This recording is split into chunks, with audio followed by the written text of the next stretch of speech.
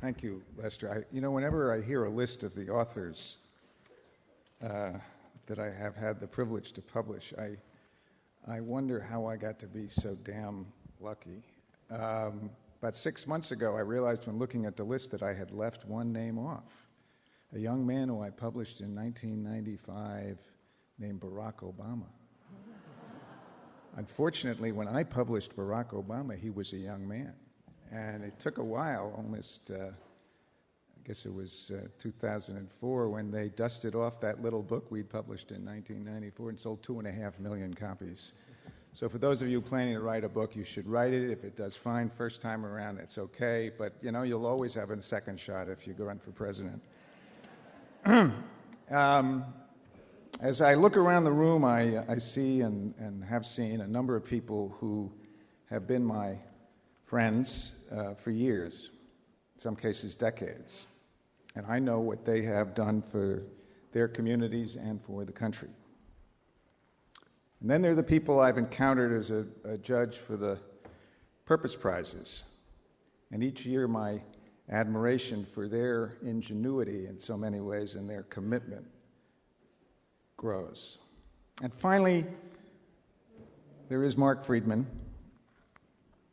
whose 2 books we've published at Public Affairs, and enabling us to get an up-close look at how he and his amazing colleagues have taken the Encore concept and made it into the beginnings of a truly great national movement.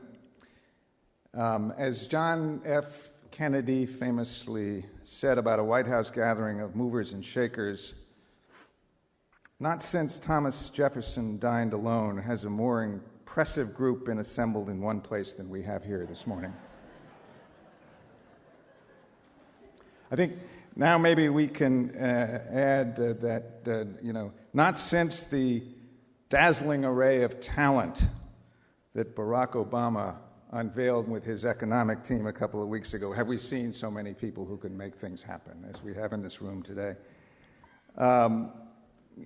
The problems faced by Obama and company are vast.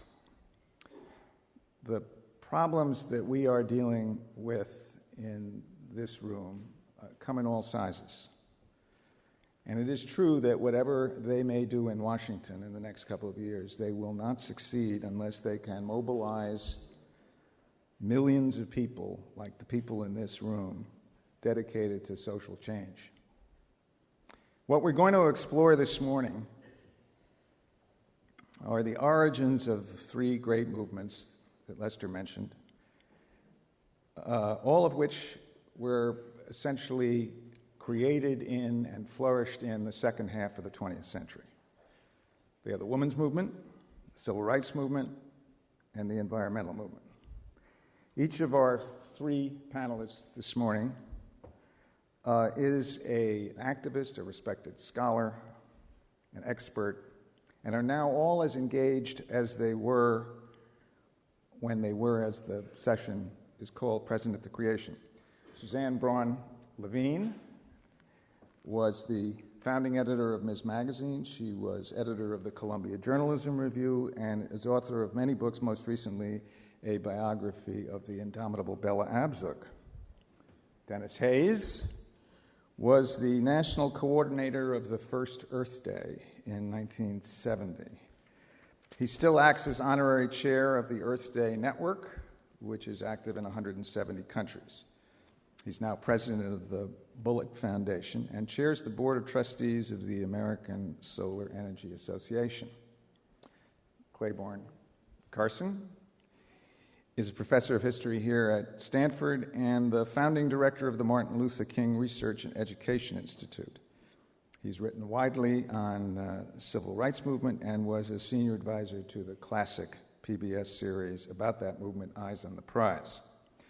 So what we're going to explore is the proposition that there are lessons to be gained from these three great movements of the recent past and how the Encore movement can influence social, economic, and political policy in the country and the world.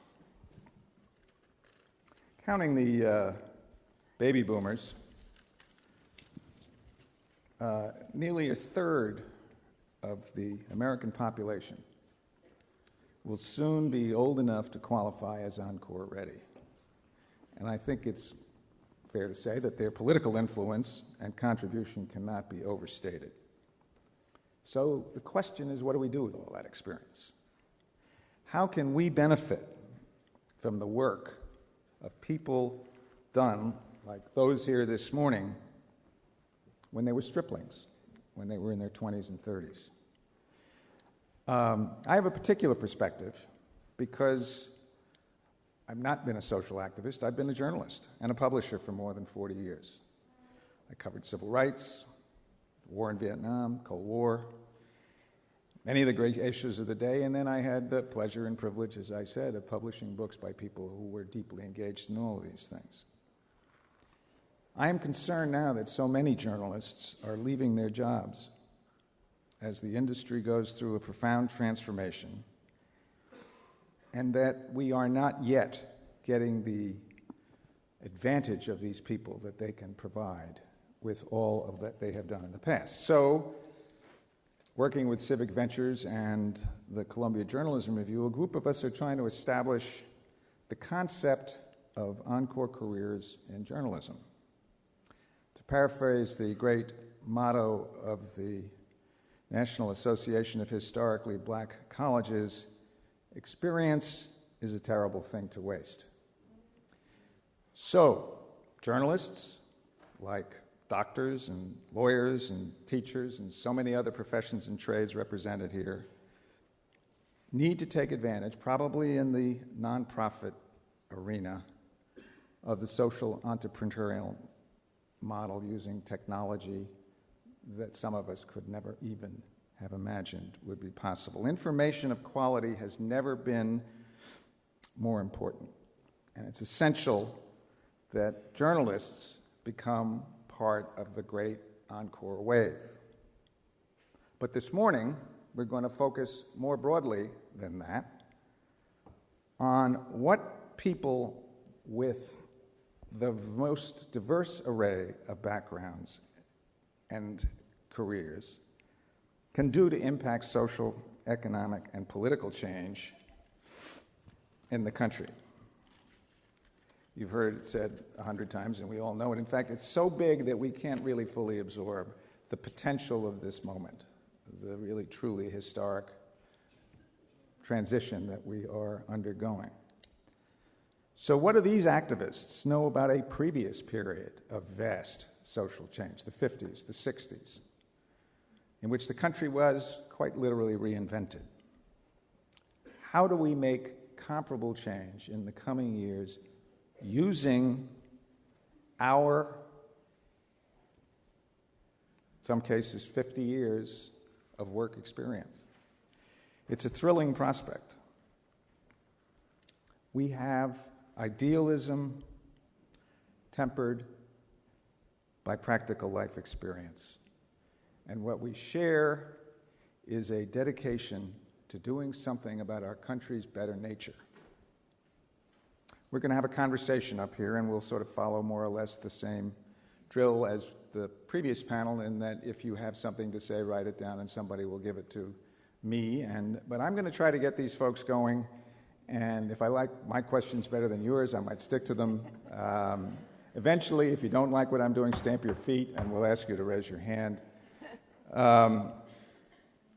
But you know what we want to do. We want to understand how it is possible to take from this gathering here today and using the benefit of the experience of the folks in this panel and mobilize ourselves into changing the country in the ways that we think it should be and where we have the capacity to make something happen.